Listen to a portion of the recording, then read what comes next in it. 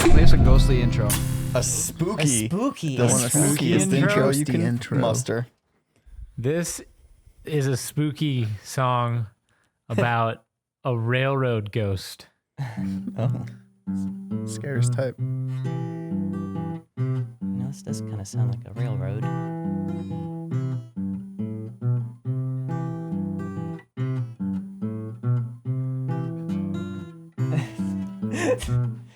Hello, everyone. That wasn't spooky at all. I hope you got spooked out by that railroad I know, song. that wasn't spooky at all. I didn't want to play that. I wanted to play that song, so I just pretended that. He just lied lied. to us. I just forced a round peg in a square Listen, hole. maybe you guys shouldn't stereotype what a spooky song should sound like. Yeah, maybe that. Maybe that's true.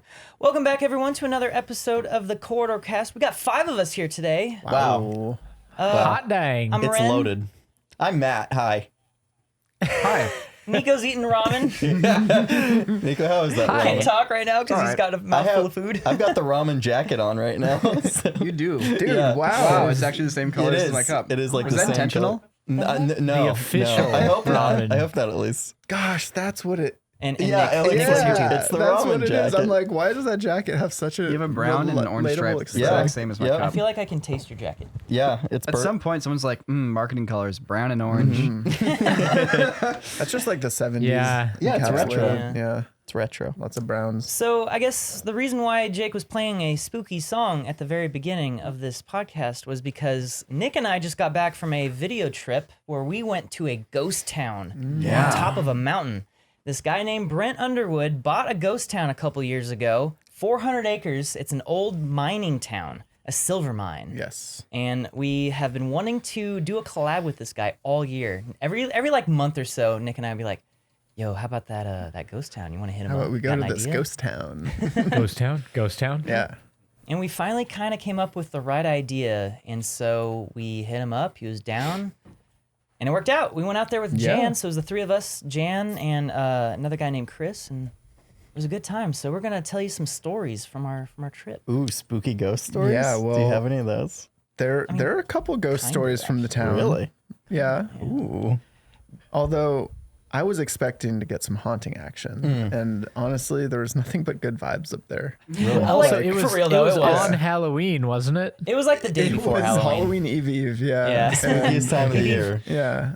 Wow. The third spookiest night of the year. third spookiest. And Wait. the ghosts were The not... third spooky. What's the second spookiest Well, and what's the first Halloween spookiest? Eve is the second spookiest, and then Halloween Eve, Oh, so you Eve guys is were- the third spookiest. you were Halloween Eve. Yeah, we so were- it was yeah. like mild spooky vibes out there for sure, Right. but you know, I'd say that's pretty spooky out of it's spookier than 365 average. days. Yeah, It's no, like for about sure. 1% away from the spookier than spookiest. average. Yeah, for sure. And so Well, top 1% spook. Can you paint the picture of what this town looks like from my mind's eye? oh my gosh, So I mean, it starts. You're driving up. It's up near Death Valley. So we're driving up from LA. It's like a 4 or 5 hour drive. sorry, like what 10,000 feet above Death Valley or something? Yeah, because Death Valley is like below sea level. Yeah, quite it's a bit. way below. The town is at 8,500 feet, which is, I don't know, almost 2 high. kilometers up Yeah, straight up pretty in the high. air. And you see it off in the distance, technically, because you're looking at a mountain range. I only happened to finally pick out where the town was from a distance because I was like, I don't know, I knew where it'd be. And you get up to it. So there's a little town down at the bottom of the road called Keeler, and then you go up this dirt road all the way up. It's about 7 miles 7 miles sideways, and like basically 1 mile straight up. Yeah. It starts at like 3,500 feet and ends at 8,500 feet. And it's way a up there. winding road, dirt road, not very well maintained. And at first we're like, okay, this isn't too bad. Oh, we probably could have driven up in a nicer car than Jan's truck. And then it quickly got to a point where I was like, oh no, this is a little on the sketch side. This is. yeah. There's this one stretch where you had to get some speed to get up this one incline, and to the left is a 100, 200 foot, like not quite cliff, but one of those very steep slopes that if you go off, you just don't stop. Oh. And that's so you have to get speed to go up this last little incline that immediately corkscrews around like switchback, and so if you go too fast, you go off the other side. Oh, my God. It wasn't that bad. I think I might be making it seem a little bit worse than it was. Can you But just imagine going up in a horse-drawn carriage though? yeah, In right. the 1800s when this thing was made. Yeah. It's insane. And he recently, so Brent, the guy who owns the place, he recently got a 5-ton military truck, and he's very worried about the air brakes on it. Apparently, air brakes are kind of finicky, so he's always concerned when he's going downhill that his brakes are going to give out. And so he carries with him like a motorcycle helmet in the event that something like that happens. What, you He put just- on the helmet I before thought you truck brakes careen were supposed off to the fail cliff? on, not off. I thought the air was holding the brakes open, and if the air fails, they clamp shut. I mean, maybe that's how it's supposed to work, but things break. I don't know. It was a concern of his, and he knows way more about it than I do. So he's like, in the event of the brakes dying or whatever, he thought at first that he's supposed to like steer it into the rock wall, Yeah. and just to kind of grind it to a halt. But the problem is that like that'll flip the truck. That's what he was saying. Is like some like truck experts are like, oh yeah, don't do that. man. Basically, all you can do is just grab the helmet, get it on as quick as you can, and jump off.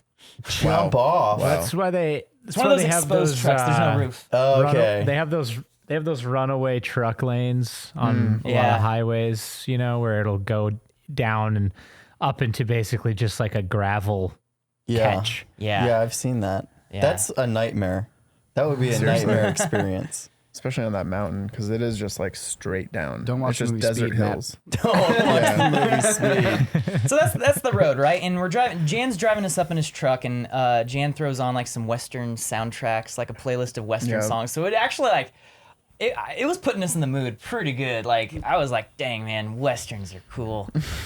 There were so many passes along that road that straight up looked like they were out of Fury Road, like Mad Seriously. Max. Like there'd be like some highwaymen lurking amongst the cliffs. Yeah. Some Tuscan Raiders up there ready to just hijack us. But no, yeah, we made it up. And, the first day was all about kind of just exploring. We did some awesome one-wheeling. A lot of one-wheeling, I mean, it's basically a city meant for one-wheels because it's all dirt roads. Yeah. So, It was almost too Heaven. much. Like some of those roads we went on were a yeah. little too steep for the one wheel.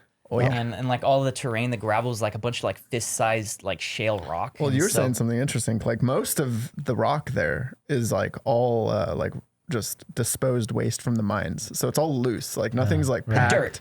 The dirt. The dirt. But even like all the little pebbles and stuff, like I've never seen a one wheel bite into a road so much. Like when we Yeah. ride at Griffith or whatever, it's like, you'll get a little bit of slippage, but like it's pretty packed. But this is like, if you try to start on any incline, your wheel will just dig in like this Yeah, much. it was super bizarre. It was almost like sand, hard packed sand. It was closer to sand than dirt. It was all like all like dirt and gravel, but instead of soil based dirt, which has like moisture content and kind of like packs it together, this is all just like pulverized rock. Because it's all just the rock that they dug out of the ground and just like dumped outside the hole, and that just accumulated over the course of I don't know however long this mine was in service. I guess it started in mid 1500s or so. Really hit its heyday mid to late 1800s. 1500s. It did not start in the 1500s. Did I say 1500s? No. Yeah. You mean the It was 1850s? active. I meant 1850s. It was active 1580s. from, I believe, like the 1870s until Yeah. the 1930s. Oh. And Okay. it passed So through. it's a pretty big mine then. It was a huge it was the mine largest mine in California for a Yeah. long time. and a major source of silver for the San Francisco Mint. Yeah. When they mint all the coins out there. And yeah, man, there's a ton of interesting stories we learned. It was at first, so they mine galena ore, which is like a composite of, it's mostly lead, but there is silver in it. So you get like 98% lead from it. It tastes like rock, though. Oh yeah. Ren tasted it. He can speak to that a little bit more. Why do you it's taste like these things? pre-coin juice, before it's minted into coins and Ren drinks it. This is like the raw Gatorade powder, but so lead was pretty lucrative back then because they were using lead for everything, like they were just going ham on lead. Yeah. So like they could actually like make a good profit from this mine because it was like, okay, we can sell them lead and the silver. It's great. And what was cool about Yeah. the silver is that like all the silver they're selling, they were the number one source of silver for all of Los Angeles. So like banks, hotels, they were getting all these like little silver furnishings on their building, all coming from this mine. Yeah, man. And then when it later on, when Hollywood started becoming more of a thing and making film stock, all of the silver from that mine was going to all the film stock. All the screens. Silver screens. Yeah, exactly. Yeah, the silver screen. Yeah. Yeah, and so it was kind of funny. It's like here in this western town, they mine all the silver to make the film stock so that they can come back and film their westerns. Because right there in the valley of Lone Pine, the town of Lone Pine, like literally right next to that town was one of the hottest Western filming locations. There's this hilly area that's right under these beautiful Southern Sierra mountains with these cool jagged peaks, and like those are in like almost every period Western. Yeah. It's called they got a real vertically integrated enterprise. Very. So yeah, man, I mean, the silver made its rounds for sure. But then, eventually as like, everyone started getting wise to the lead poisoning, that I think became a little bit less lucrative. And apparently zinc was mined there. Yeah. A lot of zinc was the next thing. Wow. That was like the mine, it went through all these different phases, and, at its height, it was a full-on town with like hundreds of people living there. there they were like had 400 buildings. Yeah, like 400 Whoa. buildings. And today when you go up there, there's like a grouping of like 5 buildings. Yeah. And most of the surviving buildings, there's one that's the general store. That's the original general store where, everyone would buy their goods. And there was also a butcher in the back room. And now that's the museum, which is, it's really more of just like, throw your artifacts here, like chuck them in there. Right. There's no real Aspirational museum. Exactly. And it will be someday. I'm sure it'll have a properly organized collection, but now it's just like heaven. You're just like, whoa, look at all this cool stuff. Right. Like, It's so weird to just randomly look at a thing on a table and be like, you pick it up and you're like, this is 150 years old. yeah, man. Whoa.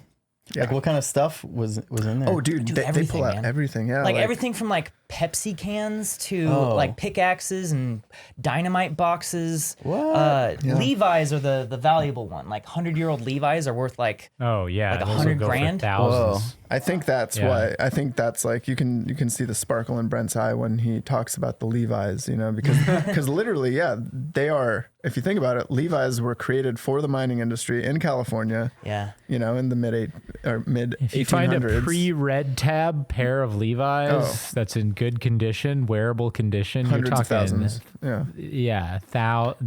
you they're have a paying place to sell them because $100,000. Levi's will purchase them directly from you. So a lot of these mine explorers, that's what they're looking for. Tools, rusted metal, old wood. The Levi's. There's a lot of that And stuff. those Because if you sacred think about it, Levi's. these mines, they weren't some heritage site or museum place. It was just the job. And some guy just dropped his canteen one day, whatever. He didn't realize that was the last day he was going to be down in that mine. And now 100 years later, that canteen is still there. It's all rusted up now. But everything you find there is just random stuff just left behind. Yeah. And that's partly what I liked. It was you have that character of this was an actual legitimately used. We found that pickaxe that had been used so much. His handprint had started getting embedded into the wood. Wow. Yeah. whoa. Yeah. Yeah. There's a lot of really cool personal items like that, and just things that make you really. That's why I love history too, and holding artifacts, going to museums. You're like, damn, they're just normal people. Yeah. Although they had the crappiest job in the world. And the mine system there, apparently there's 30 miles worth of tunnels. Jeez, right under under that the town, under that mountain yeah. there. And there's 9 levels, each separated by 100 feet. So the bottom level is 900 feet underground. And you take it's called the hoist. Yeah. And it's basically an elevator just dangling from a rope, steam powered. And A cable, but it's a cable. it's like a 100-year-old cable that's been coiled, just sitting in there. There's a little bit of a scariness to it and whatnot, and it takes an hour to get to the bottom. So you're just standing on this platform with no rails or anything around you, and so you're just seeing the shaft go up around you for an hour. You Can't went sit down. Yeah. I mean, there's you could probably put a little chair there and have enough room to sit, but if there's 2 room of you, for there's not enough room. 3 guys standing up, so you could sit down. Yeah. Did you do it? No. Okay. It requires no way, a let few us people. do that. It's too much of a liability. Yeah. so, yeah, no kidding. Yeah. And I don't know if I'd do it. yeah, I don't know if I'd really want to do it. Yeah. to I be mean, I would honest. want to, but not Maybe on someday when the we go trip that back. we were there for. Yeah. So speaking of which, why were we there, Nick? Well, Guys, Christmas has come early to the Corridor Cast, courtesy of today's sponsor, Manscaped. Now, if you can't see what's in front of me, well, they've got a whole selection of products just in time for the holiday season, including a brand new body wash and 2-in-1 shampoo and conditioner, as well as the Performance Package 4.0. Now, a bunch of great products in here, and I gotta tell you all about them because if you use the code CorridorCast at checkout, you can get 20% off any of these products plus free shipping. 20% off plus free shipping. So first and foremost, they're going beyond the groin this holiday with a ultra premium body wash, courtesy of Manscaped. This is a brand new product from them. They also, hey, they said, why not just do body wash? Let's do a 2-in-1 shampoo and conditioner. So not only are you going to clean your scalp, you're also going to moisturize it, because if you don't know, that's what conditioner is for. Took me years to learn that. But that's not all. They also have the Weed Whacker, which is always available for your nose, your ears, and wherever else you need a Weed Whacker. And they've got this amazing package, the Performance Package 4.0. This comes with their signature lawnmower trimmer with the lockable travel switch, the super intense LED light so you can see in those hard to reach places, and with that patented skin safe technology, which is going to make sure that you don't suffer from any slices while you're doing your business. The Performance Package 4.0 also includes the Crop Preserver and Crop Reviver, which is the anti-chafing deodorant, moisturizer, and toner, which is going to keep you feeling and smelling fresh all day long.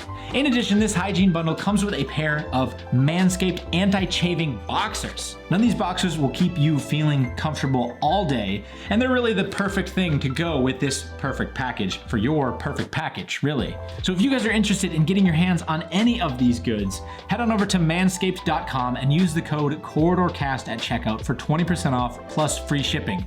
20% off, free shipping. Get it for whoever you need. It's a great gift for a company that specializes in these products just for you. A huge thanks to them for sponsoring the podcast. They make a great trimmer and a bunch of other great stuff too. So anyways, thanks to them. And now back to the episode. I mean, I think first, Wren and I love his channel. So we've been watching the channel for a while. It's called Ghost Town Living. Yeah, and his whole thing is like he wants to preserve the town. He wants to, like, you know, rebuild it, make it into a tourist attraction.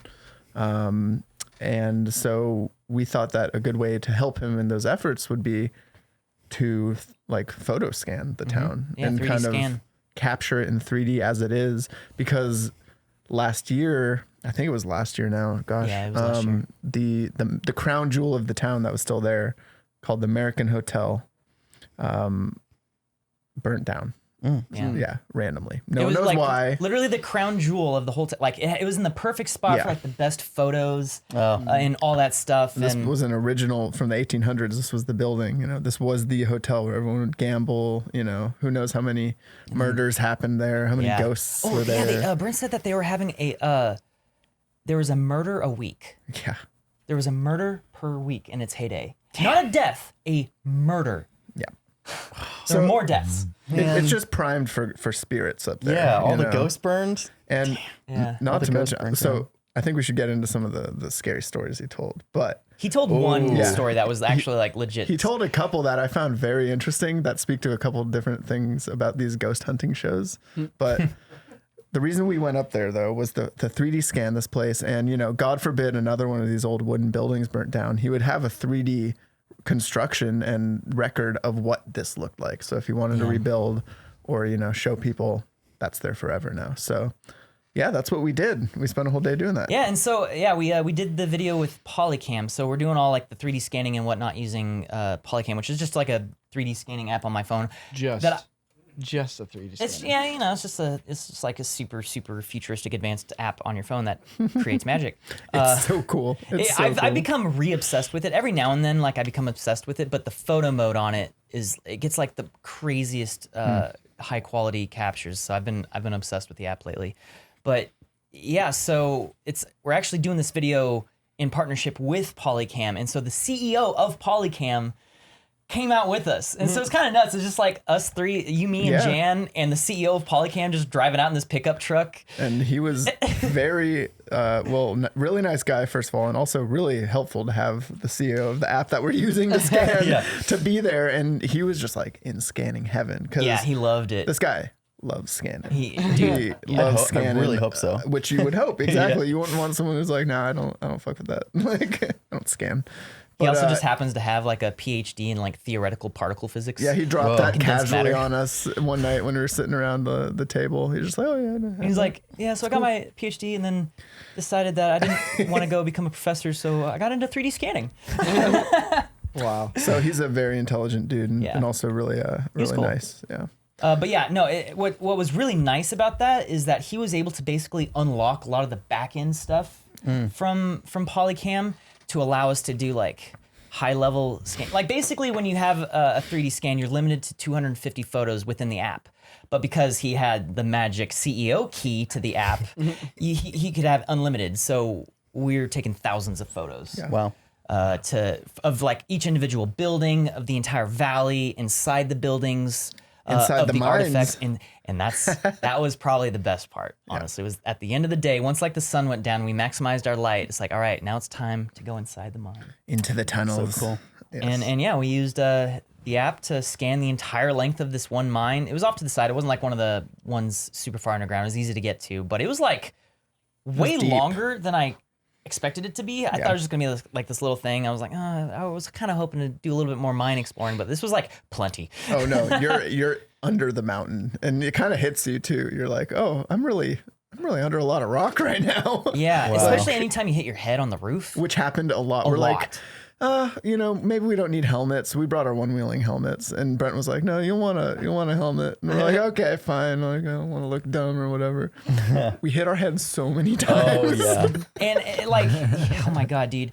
Like, so I had my one wheel helmet on and I hit my head, I don't even know how many dozens of times, just accidentally, a few times pretty hard. I hit him on the wall. Like there'll be little rocks like sticking out and you hit it. The worst part though was when I would hit like the roof or something and it would all just rain debris down my back and down my shirt. Because it wasn't solid rock. It was very loosely packed like shale almost. There's different ores that are maybe more solid. Scary. There's different veins of like, you get the iron vein or whatever. And like, it's really cool to see actually like the different layers and pockets, but it's loose. Like, So when your it's helmet bumps it, disconcerting. it starts like crumbling from the ceiling. Like, is this it? It's like in a whole cave. Is this the those one? are No? those are the Okay. moments where you're like, oh boy.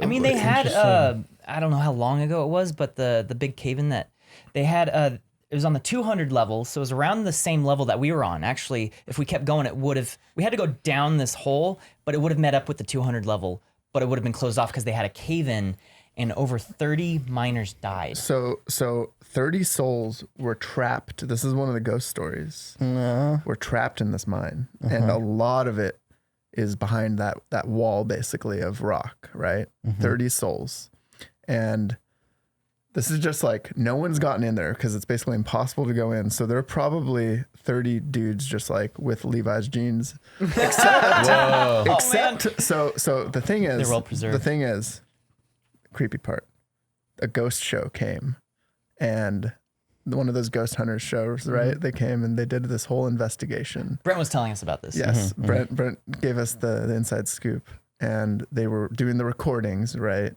And they record, you know how they do, and then they play it backwards or whatever, and they like analyze it, and they heard a voice, and it literally sounded just like a guy going, "I'm going to work. I'm going to work."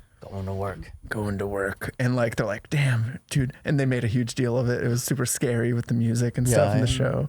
And then Brent, he's like, he just kind of laughs to himself. He was amused. He's like, wow, they did their research. Yeah. They really did their research, except for they didn't, because all the miners were Chinese miners. So there's no way they would have been saying that. So those shows are bullshit. And just like a gruff American accent. Yeah, just going, they're like, I'm going to work. Oh my god. But that also, so there also, I learned, was a huge population like there was in the 1800s of Chinese miners that were horribly treated. They were exploited. They were given the worst jobs, and often they were the ones that are put in the mines that are most likely to collapse. So there's actually another town on the other side of the mountain because they were also segregated from the white miners. So they had to build their own town on the other side of the mountain. Did they build the town in Fort Minor? In Fort Minor? Yeah. Sorry, that was a bad joke. Well, it was more like a fort because they actually constructed all their buildings out of stone. So there's actually a bunch of stone foundations over there that have barely been explored or, shown on the channel. That's the Chinese like settlement, which is really cool. And he's found all these cool like old Chinese coins and like, Chinese papers and stuff over there. So it's pretty interesting and really messed up. But And It's interesting hearing you guys talk about like mining culture, because I don't know if you guys know this. A lot of people on my grandparents' side, including a few of my grandparents, and they were all iron ore miners.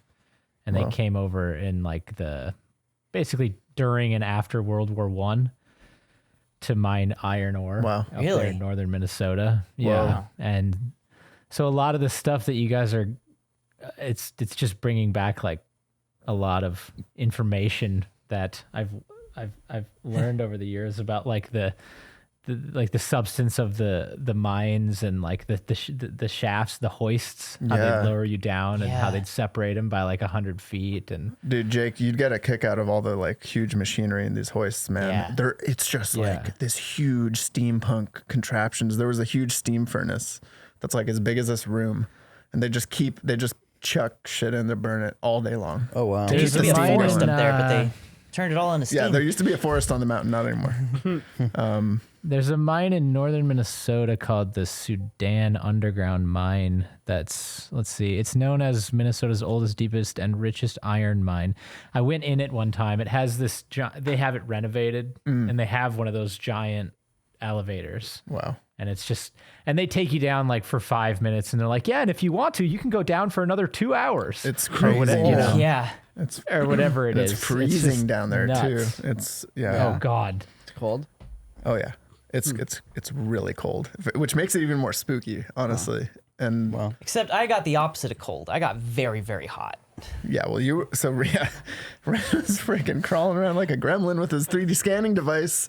Like, it's not comfortable to walk because you can't stand up It's straight. like the roof is like right at forehead level. Remember, are you like 6'1", Yeah. 6'2"? Yeah, Ren's 6'1". tall, by the and way. So, No yeah, one I mean, knows somewhere that. between 6'1" and 6'2", and with a helmet on, a little bit taller, but like, there were some sections where you can stand up straight, but most of the tunnel is like right at that height where you can't quite stand up straight. And so you try to find like the most comfortable position. It's like bending down a little bit or like leaning over. And we had built this like rig that basically was a bunch of cheese plate stuff for the Blackmagic camera. And we attached a whole bunch of our lights to it, like the little handheld lights you see on top of the camera in the vlogs. Like 6 or 7 of them, and then with a little phone mount in the middle, so that everywhere I was scanning, it was being perfectly illuminated by the lights. So it was this big rig, and I'm just trying to get all of the just swinging it around in a corkscrew, but slowly, forward and backwards and whatnot. And so it was a lot of just me leaning over with all of the strain going into my lower back. Like I tried doing it like crouched, more my thighs rather than my back, but like I couldn't move that way. And so it took an hour to scan this tunnel. It was so long. It was just like just doing this, just inch by inch. Did you have to hope the app didn't like lose tracking or So something? that was the thing. The app did crash on me twice halfway through the scan, but they anticipated something like that happening. Apparently, it's kind of on Apple's side. There's like this weird glitch that sometimes happens. So the longer you go scanning, the better chance you have of that dice rolling a 1. But they built in a safety thing. Basically, if it does crash, what you scanned is backed up like instantly, and so you're able to reopen it and then process it. But I had to do the scan of the whole mine in like 4 separate scans, and each one was huge. Did the guy that owned it, Brent? Yeah. Did he have any birds for the actual mines? No. Okay. So Yeah. we talked to him about that too, like the canary in a coal mine. But this isn't a coal mine, so there's no need for any birds because there's not any gases being emitted down there. Yeah. So that was one of the interesting. first questions Jan actually asked. Yeah. Well, so my grandfather used to catch they weren't canaries, but they were they're little songbirds. I forget what kind they were. He used to catch them with this little basically with like a fishing like a fishing pole with like a little noose on it. What? And he'd catch them and then he'd sell them to the miners, Wow. and then the miners would put them in there. Wow. I don't know if they still did that for silver or whatever, but think- What a way to go I'm as a glad bird. Jan asked. Yeah. I'm yeah. free. I'm flying in the sky. Oh, now I'm in a tunnel 500 feet under the ground. Worked under a mine. I know. That's not where a bird wants to be. Although there were bats. We saw some spooky bats. Oh, dude, yeah, there was a bat in there. I looked up and there was a bat right next to my face. And then a tiny little thing. we went ahead of Ren. Ren was still scanning, and we were all heading back to the entrance. And like, I feel this hit my ear, and this little bat flitters by. I'm like, man, that was a Halloween Eve miracle. That was a spooky occurrence right I there. thought the bat was dead because it was just like we were right up next to it, like within inches of it. Brent even had his camera and almost touched it. He got that close, and I was like, "Is it dead?" And it's like, "No, it's like he's just he's being a bat. He's just being a bat. I mean, you won't see those in the Union mine, which is, you have to go vertically down, but still. This is one that you could access from the Tell side me of the about the mountain. hole. Oh God, the holes. There's this one hole in this mine that we went to. You go back and you go into it, and there's obviously holes going down and up in every which direction. But there's this one hole that was the spookiest hole I've ever so seen. It was spooky, such a spooky hole, and it was perfectly circular, maybe about 4-5-ish feet across in diameter, like meter and a half.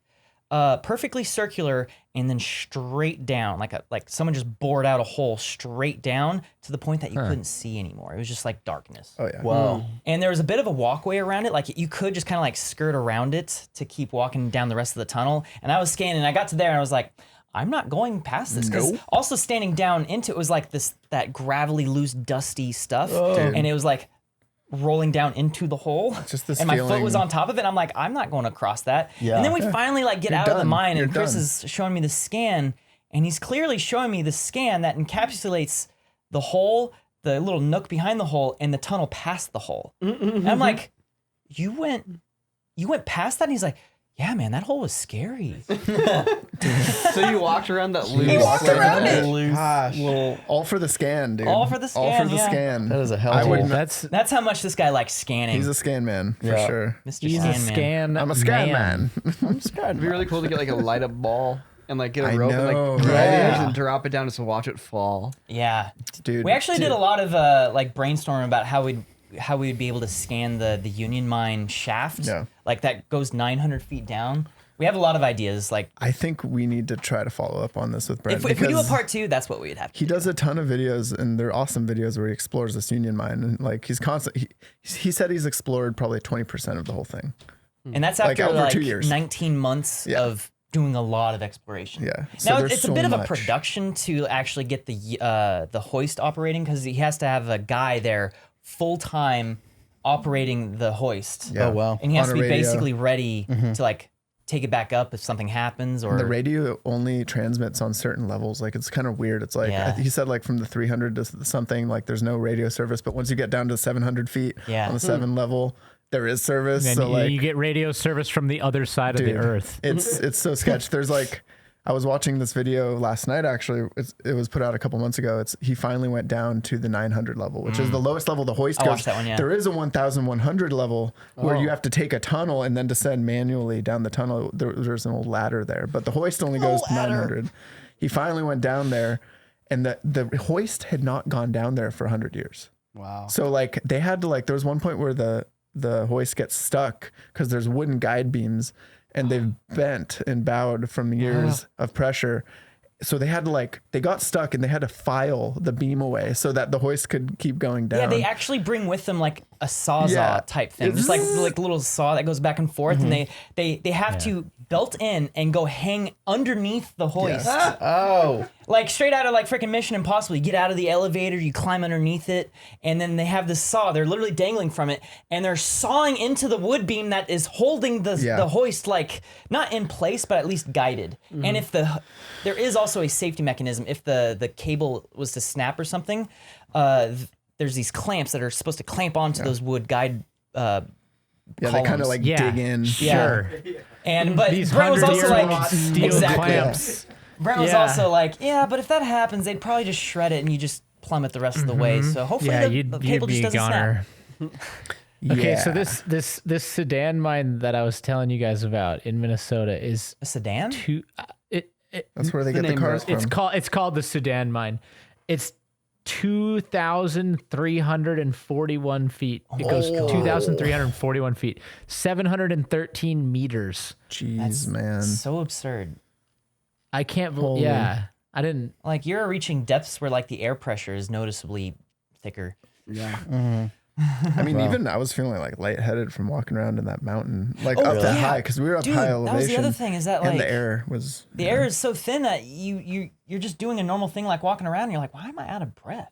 Why am I cramping up? This Yeah. is weird. Yeah. Oh yeah, because the air is really thin up here. yeah. The air's thin, the sun hits you hard, and it's 8,500 dusty. feet You're is just breathing very dust. high. Yeah. Yeah, man. So And we went up to the peak on our one wheels, which wasn't the easiest thing to do. And that was another 1,500 feet. So we think we're at around 10,000 feet up at the very top.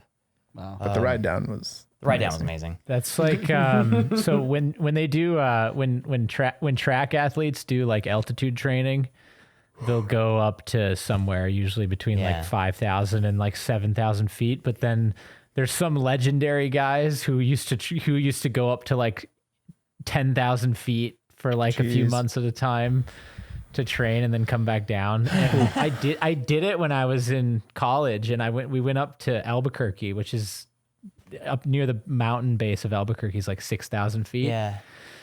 And when we came back down, I remember the first year that I did it, when we came back down, it felt like you had gained a superpower when you got back down to sea level. It was like the ability to breathe easier was so intensified. I can't even explain it. It was like a drug. It's because like your body actually like learns how to just absorb more oxygen. I believe you actually end up with more red blood cells in your blood. Yeah, that's what it is. Yeah. Yeah. I don't know. There's I don't know much also about that. very dangerous way to do that called blood doping, where you take your blood out of your body, put it in a freezer, and then put your own blood back in your body later. Oh. And that's a great way to get a blood clot and die. Yeah. And people have died from it. It's also Yeah. undetectable, isn't it? As far as like Yes. Well, because it's your own blood. Get Yeah. really Blood lit doping. off your own blood. Yeah. Dude. so metal. That is that is pretty some metal. freaking I'm gonna get in a knife post-apocalyptic. fight. I need extra blood so I can bleed At longer. the training house we used to stay at in Albuquerque, there was this Russian racer who used to stay there, and like one day my buddy Chalmers opened the freezer and he's like, what is, and she had her blood back there. Then like a year later she got caught blood holy doping. moly. Dude, Yeah. there was this box there in the warehouse that said human blood, handle with care. Yeah.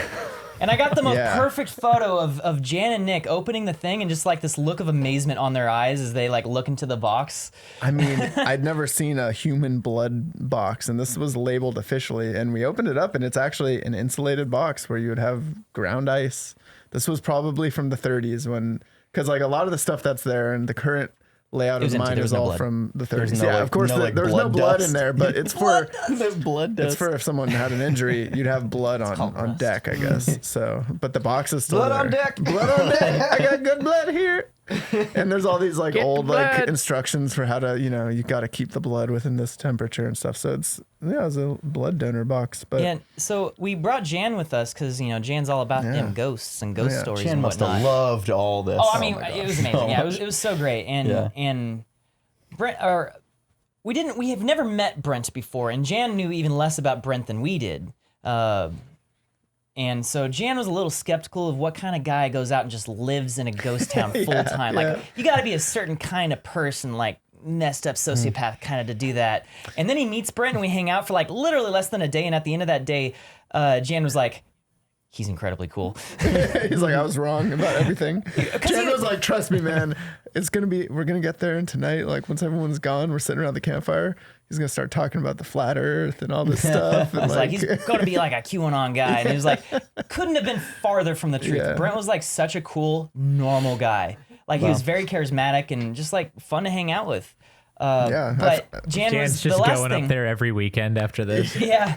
Well, Jan really wanted to go spelunking into some of those mines. He brought like his climbing gear. But we're like, Jan, no, we got to do scanning. I think Jan might move But there. so Jan, the one thing, even after establishing this, that Jan was still skeptical on was, can he tell a good ghost story? And I'm not going to be able to do it justice, so I'm not going to retell this ghost story. Apparently, Brent hasn't even told anyone else this story, like publicly on his YouTube channel.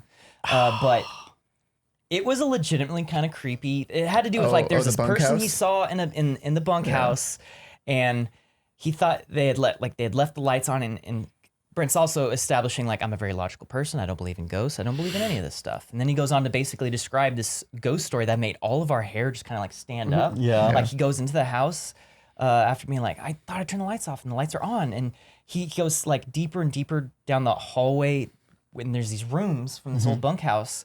And he was just describing how like he was having this overwhelming feeling of, I should not be here. Yeah. I need to get out. And it got so overwhelming that by the time he got to the last room, he couldn't look into it and had to just turn around and run out full Yeah. speed. And he says he never goes back in there at night. Oh man.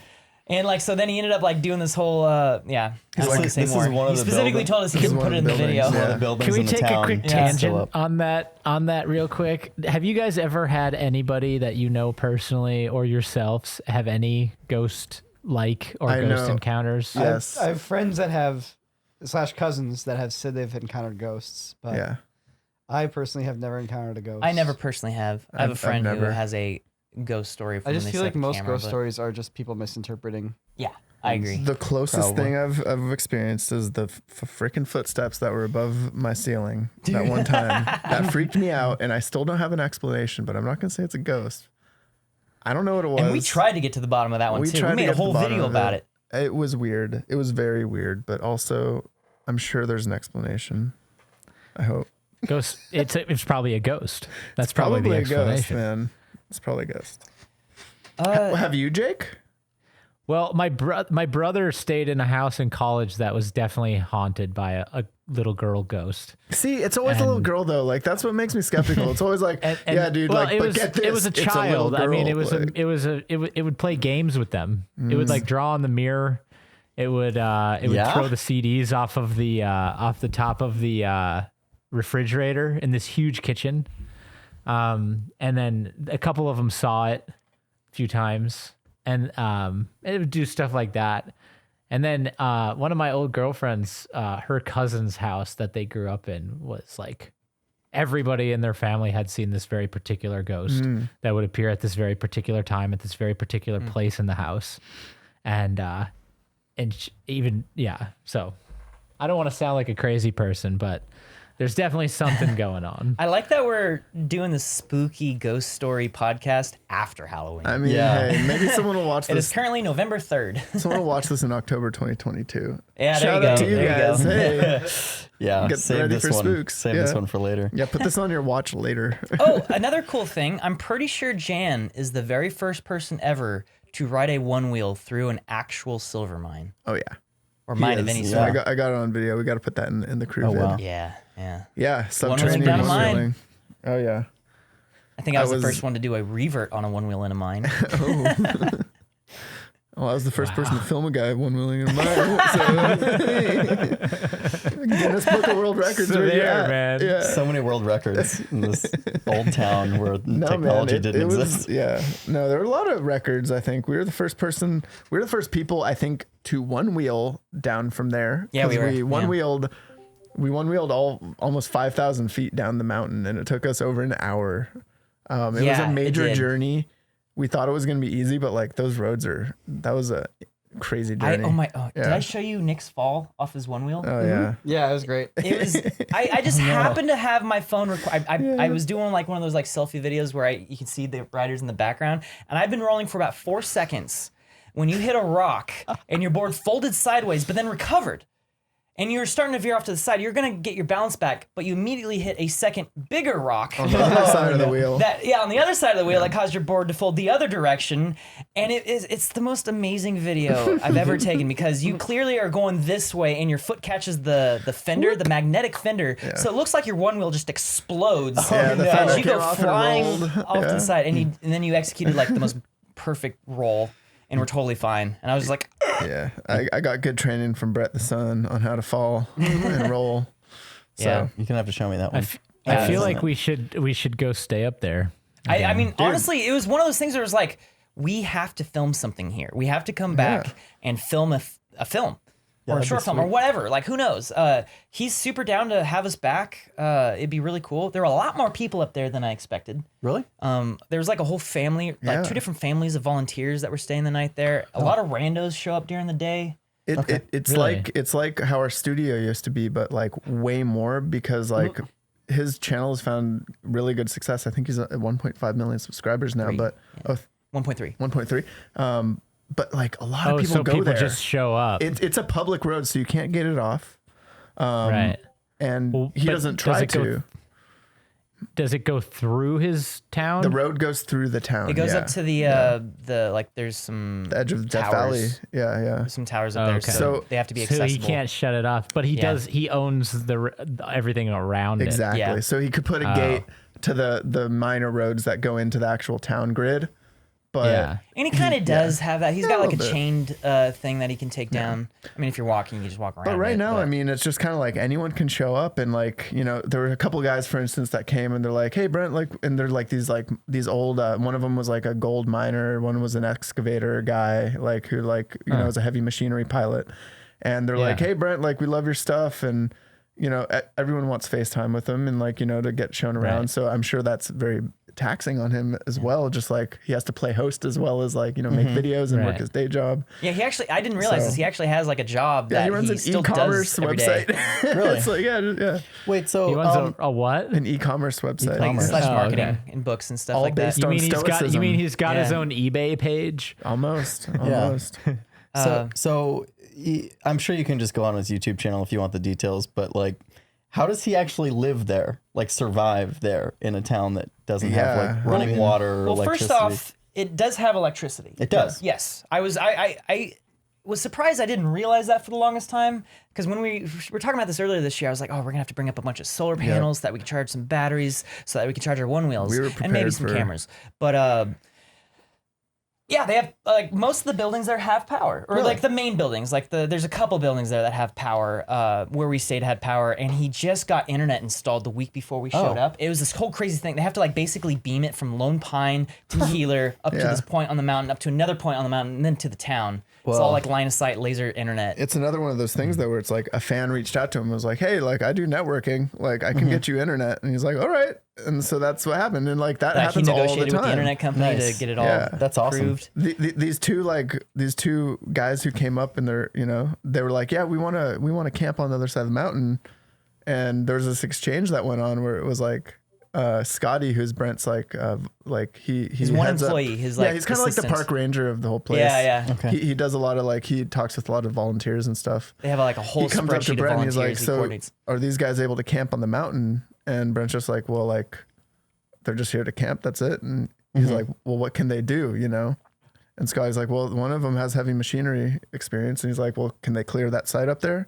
Yeah. So like everyone, and that's what they ended up doing. That whole day, these guys were up in the excavator It was so clearing the wild. site of this old cabin that used to be there. Because we were there trying to start our day when Yeah. those two guys showed up, and it's just like these old dudes with big white beards kind Yeah. of just show up and like, oh, this So is like, cool. and like there was another guy on the Friday we were there who was like kind of he was rebuilding a cabin from the old lumber that because basically there used to be like 400 structures on this place, and it was probably something out of like a Fallout or like a Far Cry game where like you're in like this little shanty town up there, because this whole valley had buildings like on multiple levels going around the whole thing. It must have been a site when it was all lit up at night with oil lamps and stuff. But now it's just you can see kind of where the foundations are, and there's piles of old lumber and rubble, but most of it's been buried. So Brent is ever on the quest to excavate and like rebuild a lot of these cabin sites using the original timber that was there, using the original rocks and stuff from the site. So it's really cool, man. it was just very funny. Like these two random was guys cool, show yeah. up and they're like, oh, we want to camp on the other side. And he's like, and he's like, we'll like excavate stuff for you. He's like, okay, have fun. Yeah. It's like You mean like if you show up there and you like- want to work and do something, then you're welcome, Yeah. Like it was like this kid who drove down in a white sedan from Oregon one day God. to Hunter Street Oh no. and showed up and was like, "Hey, I know how to shoot videos and do stuff. My name's Wren." he's like, I was thinking I'd just make a video. And the here. rest Well, is what can you history, do? man. You're describing the time I moved down here. Yeah. It's like, well, we need a ages. guy who has fire hands experience. It's like, I know. Yeah. I know how to do that. I would not say that those two things are the same at all, It's kind of similar. but I though. appreciate the throwback reference. Yeah, I'm so- just going old school. Yeah, man, Jake. I mean, if we wanted to go up there and help build the hotel or whatever, he's totally down. That would be Let's so do cool it, to see dude. it. Yeah. Yeah. It would be As so long awesome as you to see as it. long as you can open carry like a true Western town on his property, then we're good to go. I didn't hear anything about that, but I don't think anyone. I mean, would if give a shit. it's his property, he should be able to. There's Yeah. like eagles and shit that attack, so you might want to have a gun. Eagle There you attacks? go. Yeah, They do have a lot of science saying that if you're trespassing, they'll shoot you. Yeah. there you go. See, So- we can be those guys. we can be the park You can enforcers. be the guy Yeah. on the sign, Jake. That can be your job.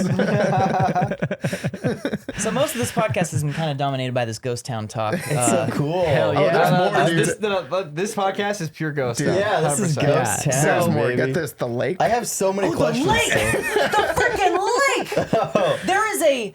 Oh my god, it's yeah, like. no, it's really cool. Okay, so you'll see it from our photos up from the top, but there's this massive plain right at the bottom of the mountain range, and it's like it's a valley. There's a big Sierra, the bottom of the Sierras on the other side. This mountain Huge range dry right lake here, bed. and it's a huge dry lake bed, or so we thought. 100 years ago, it was a huge lake, and it had to have been gorgeous. He said it was like 70 feet at its it was deepest, so like massive. gorgeous blue, deep blue lake, like Crater Lake blue. It was so big. It was like the 7 miles miners across. literally at the bottom of the hill in Keeler. There was a port, and that's how they'd have to transport all the ore from the mine across these barges to the other side of the lake, and then the road to LA was about a 2-week road, to get to LA to take the ore down there. But this was like a major port, like in lake and like place where you could it was have it was a recreation. huge lake. Yeah. And then like 100 years ago or so, I forget the specific details, but various damming of rivers and stuff. If you've seen the movie Chinatown, basically there was all this I'm looking at allocation of water to LA basically through all Yeah. these sketchy deals, inside deals. And this lake Yeah. in particular was one of the ones that was totally drained, yeah. Huh. and all the water was diverted down. So now any rainwater from the Sierras gets immediately diverted down to us.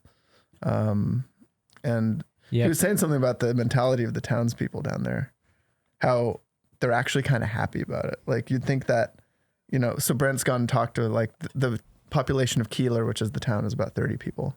And then you have Lone Pine, which is a little bit more, which is like half an hour away. Yeah. But they're all like,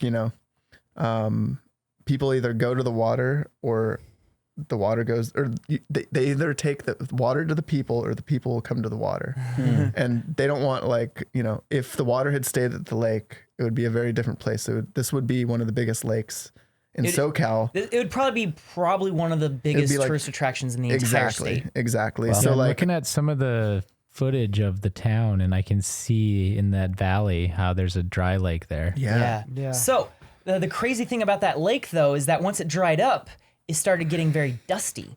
And you had all of this dust getting up and going states wide. We're talking huge dust storms the size of literal states. Yeah. In the Dust Bowl, you might know a little bit about, was Getting partly blown right into LA too. Yeah, it was. And so they realized that they have to kind of keep this whole valley wet, which is a problem because they drained all the water out of it. And so he was telling us about this. Apparently, there's a government project now that is entirely about wetting down the whole dry lake bed. And you're like, okay, sure, just, but it gets very intense. They have basically every square inch of that entire valley is monitored. They have thousands and thousands of sprinklers ready to go. It's all computer monitored. They have airplanes going over it twice a week to figure out which areas are dusty, because you have to keep it at the right level of moisture content. He was saying And it's like, it's $1 billion a year. Whoa. and we don't. Know, we've never heard of this. We've never heard. Yeah, of no one's heard of this. There's a whole government department of dust management, Yeah. and It's we the don't even Department know. of Dust. you- It's Yeah. a real thing. We're making They jokes. spend It's $1 like billion a year. DOD, I gotta check your sediment That gives particulate you a levels. little bit of a sense of the scale of government expenditures. So Yeah. when they ask you if they can have some more, just remember that. Well, okay. That- I mean, it's just like saying. Keep your political opinions out of this. That's not political. That's just like honest. Yeah, keep your political opinions out here's of the this. thing. Political. This like, it seems ridiculous, but that's the amount of money it requires to keep that entire valley under management. And we never hear about it because it's not a problem. If they were not doing that, it would become a problem very quickly. Apparently, the whole place would get dusty, and then it would just be nothing but haze for the entire southern half of California. That's crazy. And it'd be very, from one very lake. unhealthy to breathe. Because it's not just dust; it's all like that freaking metallic dust you get out of the mountain there. Because it's a lot of just like mined runoff. Oh yeah, there's a lot of like Right. I forgot what the actual chemical cyanide. was. Just a little cyanide. It was cyanide dust. Well, if the Cyanide water hadn't dust. have been diverted in Yeah. the first place, Yeah. that would Yeah, also. man. It's bet a they came with tricky the lake back. situation. True. Yeah, right? Yeah, I know. I don't know how to. Yeah, because like Just put the I leg saw back. one photo that had the entire, like from the top of the mountain, that had the entire lake filled, and it was just a perfect reflection of the mountain range on the other side of the lake. Wow. It was the most incredible photo. Because that small range of mountains right there, the bottom of the Sierras, is already just incredible to It's look amazing. Yeah, it would have been. This would have been a major like resort town now, like where rich people would have their boats and there'd be spas and stuff. So like the townspeople are quite glad it's not that. I think they've kind of like accepted this, but I mean, same none of them are old time- enough to remember the lake, but well, they but only know still, what they know. like I think I remember the lake. I remember the Great So, Lake, but this is the most engineered Yeah, piece of land. It was right? the most engineered piece of land in the entire country. That's crazy. Yeah, like by a huge margin, apparently. So we're starting to like get to the end of this podcast here. So before we go, there's one last thing I kind of want to talk about, and it's the biggest reason why I want to go back to Cerro Gordo, which is the name of this mining town. The Onewheel GT was announced last week, and it is a more powerful one wheel. We have yet to know how it's going to ride. People are really worried about the pushback on it. It's like limited to 20 miles an hour, but it's a self-balancing thing. You can push past it. So one of the things they have is it'll like lean back on you. Anyway, but outside of that, it has a lot more torque, a lot more power. So I think it can actually go up some of those roads that the XR, and I've got a pretty over-modified XR one wheel, 25, 30 miles of range, the off-road or the aftermarket bumpers and rails and tire. It handled that stuff fairly well, but there were a few points where it was a little too steep, and I really want to get the Onewheel GT up there and test it on those hills. If it can do those hills, it's a good one wheel. So That's the real I'm very test. I'm very excited to get the Onewheel GT, and I'm very excited to eventually go back, because if I do, I'm definitely bringing it with me. I almost bought one. Then I realized, look, I already got the treaded tire. I already have the concave foot pads. Yep. I already have the extended battery. The power would be wonderful. If the power's better, I'm in 100%. Yeah. But that's I gotta gotta wait. determine. I gotta wait. Yeah. No, and that's totally fair. A lot of people who have the same setup that we do are doing the same thing. And it's like, it basically is like, the One Wheel XR came out almost 3 years ago. It was announced like over 2.5 years ago. And in that time, the like third party manufacturers have gone and released all the accessories you could possibly have to basically replace all the main components of the One Wheel, with the exception of the controller and the motor. But the battery's been replaced, the framework has been replaced, the plastic bumpers have been replaced. Yeah. Yeah.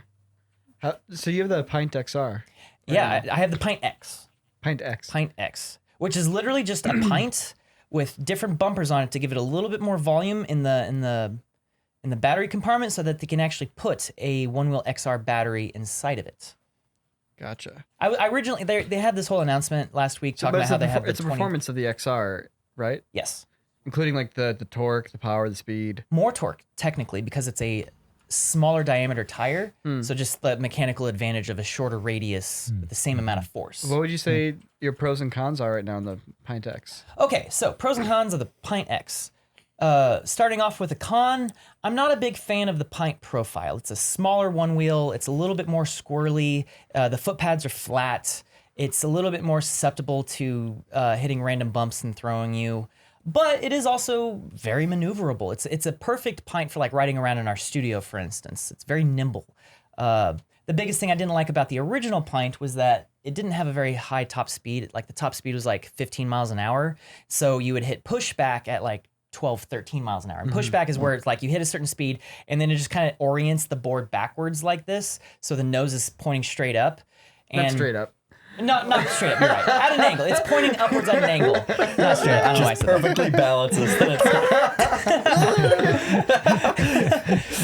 And that's Feet are to just sideways. and so that's to like notify you that you're hitting the top speed of the board. Don't go past this, because you can push through it. You can continue to lean forward, and the board will level back out again. But now you're at a point where you're in danger zone. If you lean forward, it's just going to nosedive on you. And Future Motions, they've got like lawsuits and stuff from people not noticing pushback, and so they're having to engineer all these extra safety precautions. So that's a whole other thing about like the right to repair and them just getting sued, and it's a bunch of stuff. Anyway, that's why I didn't like the Pint, is because you would get to a decent cruising speed of just like 14, 15 miles an hour going down the street, but your nose would be up in the air. You feel like Captain Morgan with your knee up, just cruising along. It's very uncomfortable. But the Pint X With the higher power, it has a higher top speed of 18 miles an hour. So you don't get pushback until around 17 miles an hour. So you can be cruising at 15 without ever getting pushback. So it's already way better than the original Pint. It goes 2 to 3 times further. It goes faster. It's way more comfortable. But I would prefer the XR one wheel over the Pint X because it's a bigger tire, bigger board to stand on. It feels more stable. But they did send it to me for free, so I cannot complain. That was a really good review. So I find myself, for the longest time, I had like one wheel, and it was my favorite thing. And then I got the XR, and so I never used the first one wheel again.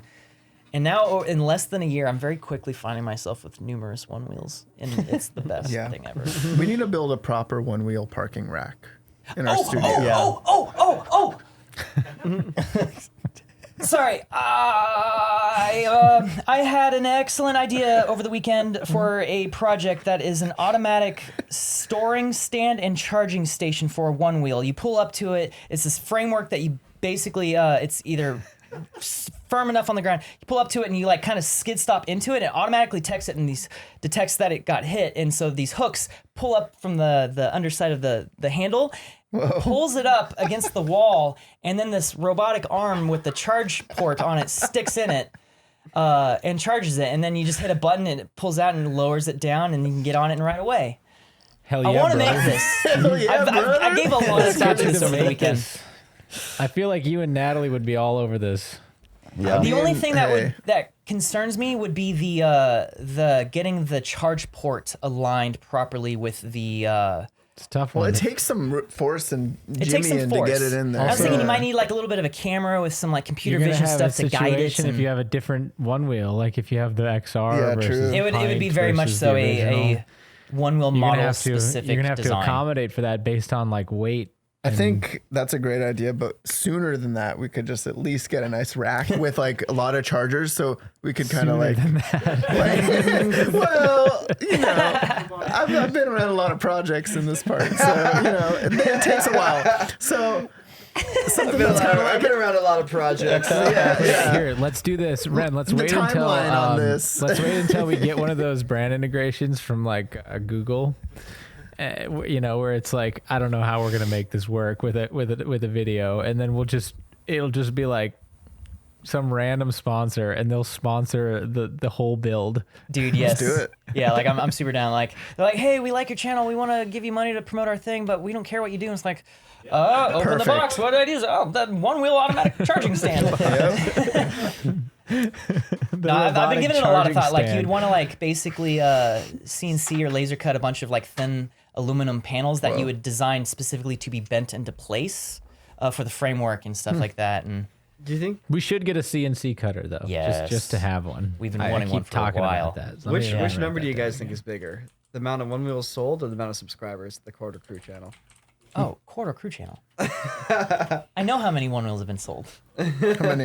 It's a few 100,000. I don't know if you can say that. You might affect the markets. They're not publicly traded. Never mind. Yeah, and I did not hear any of this from Future Motion, so Oh, okay. it's fine. Well, there you go. No, Future Motion crew is pretty tight-lipped about stuff that they're supposed to be tight-lipped about. I've tried. Like for instance, I received the Pint X like 30 minutes before the actual announcement video dropped, but I had no idea what it was going to be. I was asked on Sunday, like, hey, what's a good mailing address for something to arrive on Wednesday? I was like, oh, cool. Like, are they going to send me like an accessory or something? And then the next day they announced that they're going to announce something. And that's when I was like, what's it going to be? What's it gonna be? Yeah, so I had no idea. So they announced 2 one wheels. The GT is not out yet. It's going to be shipping in January. They told me that they will send me one. So I will be getting a GT, and I'm incredibly excited about that. Okay, well, we can all test them out Yes. before we make Yes. crippling financial decisions.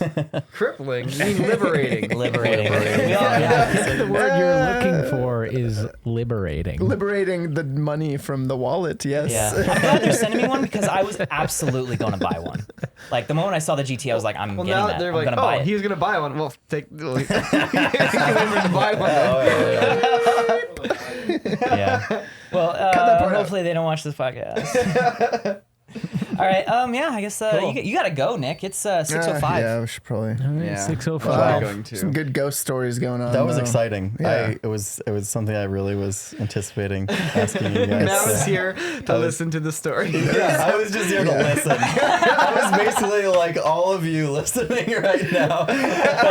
Contributed nothing, but damn, was it fun. Look, if you guys are looking, You were a great listener today, Matt, and I really thank appreciate you. the ramen jacket.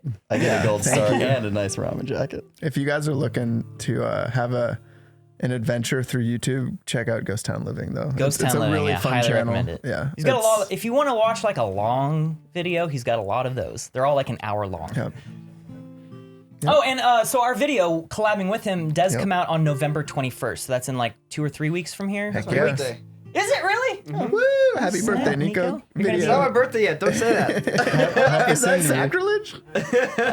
Save it. Yeah, it won't Save come it true. for the It won't birthday. come true if you. His birthday wishes won't come true if you wish him a happy birthday before his birthday, dude. Yeah. Come on, everybody knows that. Yeah. Happy birthday, Gets Niko. confused.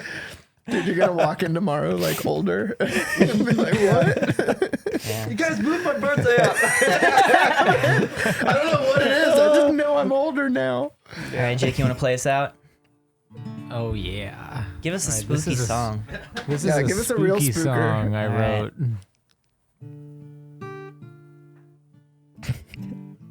I heard one note. Oh, here. Sorry. Hold on. Watch this, the Doing his sound guitar. suppression again. No pressure.